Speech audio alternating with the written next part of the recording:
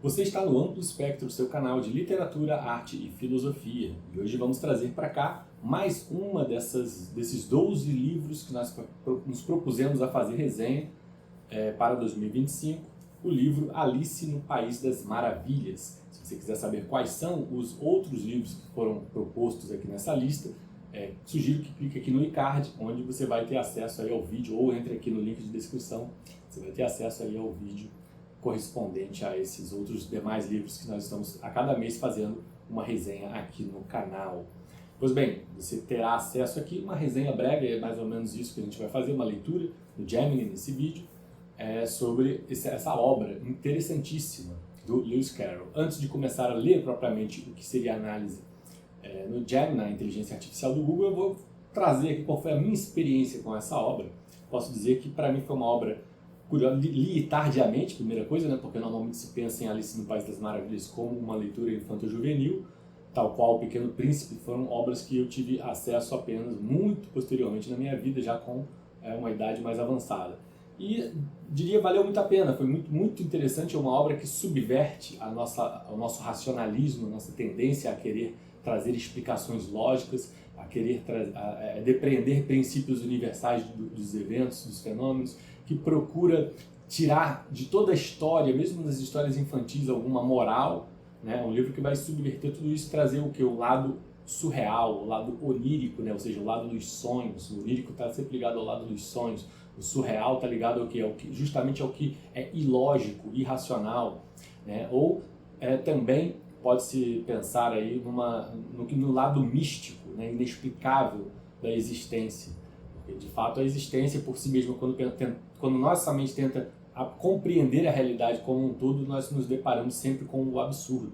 E Alice no País das Maravilhas é uma obra que flerta com o absurdo. Curiosamente, uma obra escrita por um matemático, Lewis Carroll, era um matemático, né? E logo ele, o homem da lógica, né, da ciência lógica, vai desafiar a lógica na sua obra, né, e nos propor aí, nos brindar com uma obra essencialmente artística, porque a arte, quando não está, digamos, vinculada a nenhuma forma ideativa previamente montada, né, ela tá liberta de todas as valorações, ela acaba sendo uma obra, inequivocamente uma obra louca, né, esparsa, e é exatamente essa ideia. Basicamente, Alice é, digamos, uma inspiração do Lewis Carroll numa criança amiga da família dele, numa casa de aristocratas que ele frequentava, e Alice de fato existiu, né? Ele fez essa obra para,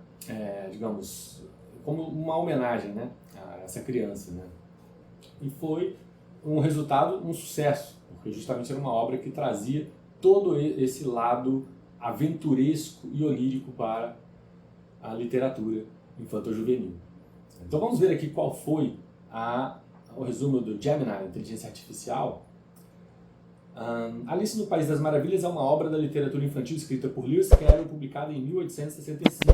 A história narra as extraordinárias aventuras de Alice, uma menina curiosa e imaginativa que, ao seguir um coelho branco apressado, cai em uma toca profunda e misteriosa, adentrando um profundo e fantástico surreal. Detalhe, muitos elementos da cultura receberam alguma influência dessa obra, né? Poderia citar aqui de cabeça duas.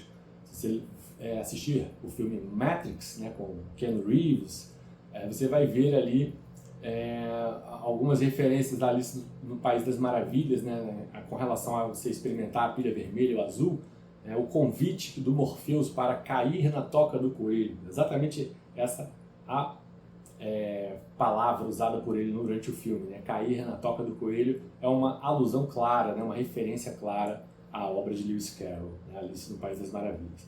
Outra, digamos, elemento aí da nossa arte, do nosso repertório artístico e cultural que a gente poderia citar é o disco do Pink Floyd, o mais celebrizado álbum, o Dark Side of the Moon, logo de começo na obra, numa das primeiras músicas, a Breathe on the Air, né? Na letra, ele fala corra, coelho, corra, a tradução, né? Run, rabbit, run.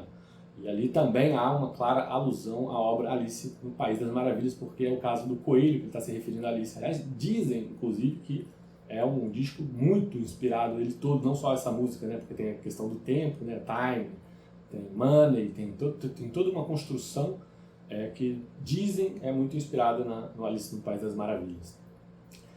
Vamos dar continuidade, né? Então, no País das Maravilhas, Alice se depara com uma série de criaturas peculiares e situações absurdas que desafiam a lógica e a razão. E ela encontra personagens memoráveis como o Coelho Branco, sempre apressado e preocupado com o tempo, claramente uma alusão ao homem comum cotidiano, né, que a gente encontra dentro da nossa lógica racional da vida.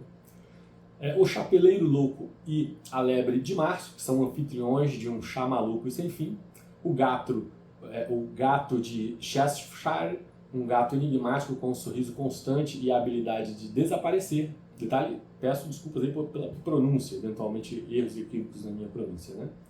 A Rainha de Copas, que é uma governante tirânica e temperamental conhecida por seu grito de guerra, cortem-lhe a cabeça, né? Ela também digamos, uma sátira, tal qual o Pequeno Príncipe também faz isso, né? Uma sátira e as figuras comumente encontradas na nossa vida cotidiana, normal, né? Onde você tem aí algumas pessoas que padecem dessa necessidade de querer afirmar as outras como as outras devem viver, né? Ou de alguma forma de autoritarismo. Ao longo de suas jornadas, Alice enfrenta desafios que levam a questionar a sua própria identidade e a natureza da realidade. Ela experimenta mudança de tamanho, participa de conversas sem sentido e presencia julgamentos absurdos. De fato, durante a primeira parte da obra toda, há muito essa questão dimensional, dela mudar, ficar grande demais, pequena demais para alguma coisa, né? Então, isso já subverte a nossa lógica do que a gente entende como maneira de existir, cosmologicamente falando, né? Fisicamente falando. Temas importantes explorados no livro incluem a natureza da identidade. Alice constantemente questiona quem ela é e o seu lugar no mundo. Veja, é uma coisa que, mesmo no mundo repleto de tentativas lógicas de explicar a realidade, como nós vivemos, né? Eu diria até uma obsessão racionalista por tentar trazer explicações lógicas para tudo, mesmo nesse nosso mundo, a gente pode dizer que nós não temos uma completa e perfeito conhecimento do que é a nossa identidade e qual é o nosso lugar no mundo. Então, é interessante que seja necessário que um escritor, um artista, produza uma obra tão surreal para que a gente perceba realmente qual é a nossa realidade, né? Ele precisa criar um mundo fantasioso e louco para que a gente perceba que no mundo que a gente considera normal e natural, nós padecemos dessas mesmas dúvidas, né? Qual é a nossa identidade, qual é o nosso lugar no mundo. A lógica do absurdo. O País das Maravilhas é um lugar onde as regras da lógica são subvertidas, levando a situações cômicas e confusas. E o poder da imaginação. A história celebra a capacidade da imaginação de criar mundos fantásticos e desafiar as convenções. Então é um livro que está ali sempre exortando o lado imaginativo, forçando o leitor a se desapegar, a abdicar da realidade em favor de um mundo mais fantasioso, né? Eu diria aí, fazer uma linkagem aí com os ensaios chamados A Decadência da Mentira de Oscar Wilde, em que ele critica justamente uma tendência odierna, ou seja, uma tendência contemporânea e moderna, de os artistas tentarem produzir obras muito fidedignas, muito reais, muito ancoradas no que realmente acontece. E o Oscar Wilde critica isso, ele se mostra saudosista em relação ao que seria uma obra, justamente uma obra que exorte o lado inventivo, fantasioso, imaginativo, o que ele chama de mentira, né? Vou deixar aqui um encarte para você ir lá ver a nossa resenha desses ensaios fantásticos. O Lewis Carroll é alguém que talvez tenha aí abraçado justamente essa ideia do Oscar Wilde. Poxa, vamos fazer então uma obra bastante inventiva e desapegada da realidade. Alice no País das Maravilhas é uma obra atemporal que encanta leitores de todas as idades com sua mistura de fantasia, humor e reflexões filosóficas. A história continua a inspirar adaptações em filmes, peças de teatro e outras formas de arte, consolidando seu lugar como um clássico na literatura mundial. E aqui eu vou fazer o quê? Colocar alguns pontos que eu grifei, né, curiosos da obra. Veja, ele coloca assim, eu não vou ficar dizendo de quem falou o quê, mas o que interessa é o conteúdo, né? Se você conhecesse o tempo tão bem quanto eu conheço, disse o chapeleiro, não falaria em gastá-lo, como se ele fosse uma coisa. Ele, na verdade, é alguém. Tratou o tempo como um sujeito, como uma pessoa, né? O tempo não suporta ser marcado como se fosse gado, mas se você vivesse com ele em boas pazes, ele faria qualquer coisa que você quisesse com o relógio. Olha que interessante, justamente subverte a nossa lógica natural de convencionar tudo através do tempo. O tempo é uma grande convenção, né? E a gente acredita que isso é uma realidade, quando na verdade é uma convenção. E a gente marca um horário a partir do posicionamento dos astros, né? E a gente, através dessa convenção, a gente passa a acreditar de fato, né, como se fosse uma verdade absoluta esse tempo. E aqui a gente vai trazer justamente o questionamento e a reflexão, né, do quanto, na verdade, o tempo não gosta de ser marcado. Não deixa de ser uma certa crítica à maneira radical racionalista com que a civilização nos impõe a necessidade de estabelecer convenções, né? Aqui vem, eu e o tempo tivemos uma briga em março passado, foi um pouco antes dela endoidecer. Você... aí terminou essa marcação.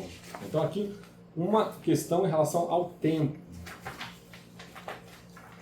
Vamos ver o próximo grifo que eu tenho para falar. Um segundo grifo que eu fiz na obra. Não posso lhe dizer qual é a moral disso, mas daqui a pouco me lembrarei. Talvez não tenha nenhuma, arriscou-se Alice a dizer. Ora, minha filha, disse a duquesa, tudo tem uma moral. É só você procurar bem. E aí, lá na frente, Alice pensa. Nossa, como ela adora achar uma moral em tudo. E veja, exatamente, uma visão crítica de quem não consegue ler uma obra sem achar que ela seja uma obra que queira te ensinar alguma coisa. A Alice no País das Maravilhas, ele como toda forma filosófica que recai num paradoxo, né, que acaba caindo em contradição com si mesmo, porque o que ela nos ensina é que muitas das vezes a arte encontra sua essência justamente quando ela não quer ensinar nada. Essa é a ideia, né? Daí vem o nonsense, né, ou seja, o sem senso, que não há senso, que não há um sentido estabelecido. E também a gente poderia aplicar aí a filosofia nihilista, poderia pensar aí na ideia de abdicar de uma necessidade explicativa para as coisas. Não necessariamente as obras deveriam ser encaradas como obras que querem te ensinar alguma coisa. Há quem, inclusive, discuta que a arte sempre teria que ter aí um significado, um ideal, uma ideia por trás da arte, né? E, na verdade, a arte pela arte é justamente a arte que não quer te trazer nenhuma moral, não quer te imputar nenhuma lição. E há quem critique muito a arte pela arte, chamando de arte de entretenimento puro, como se o entretenimento puro pudesse, ou mesmo o hedonismo, né, pudesse ser criticável, né, na nossa forma existencial. Eu, particularmente, sou alguém que, assim como Lewis Carroll, tenho uma predileção maior, ou gosto mais, né, de obras, de artes que não pretendam nada em particular. Né, não haja nenhuma pretensão que seja arte pela arte, seja arte pelo entretenimento, pela adoração à arte e ao belo, né? Talvez por isso eu seja tão fã do movimento surrealista. Aqui mais um ponto que eu grifei, né? As aventuras primeiro, explicações sempre levam a um tempo medonho. Veja, a crítica forte, a tentativa de a tudo explicar, né? Se trazer um lado racional para as coisas. Alice ficou calada, sentou-se com a cabeça entre as mãos, perguntando-se se alguma coisa jamais voltaria a ser normal outra vez. Então, há uma reflexão também sobre os parâmetros, né, da definição de normalidade e a questão do místico, né? Quem tem, por exemplo, quem já teve uma experiência mística sabe, se identifica muito com a obra, porque se entende como alguém que caiu na toca do coelho. É isso, gente. Eu espero que você tenha gostado desse vídeo e, sobretudo, que assista o próximo vídeo aqui com sugerido. Fundamental, faz parte, está ligado aqui com essa obra, que também é uma obra infanto-juvenil. Assiste aqui o vídeo que está logo em seguida, para dar sequência ao nosso a sequência de vídeos, né, do canal do Espectro. Certamente o vídeo do Pequeno Príncipe, um vídeo que vai aí te colocar nessa mesma atmosfera infanto-juvenil, cheia de profundidade filosófica, que vale a pena ser pensada, em livros muito bem escritos e que com grande valia para, inclusive, pessoas adultas. Fica o convite, não deixe de assistir. Te encontro lá. Um abração.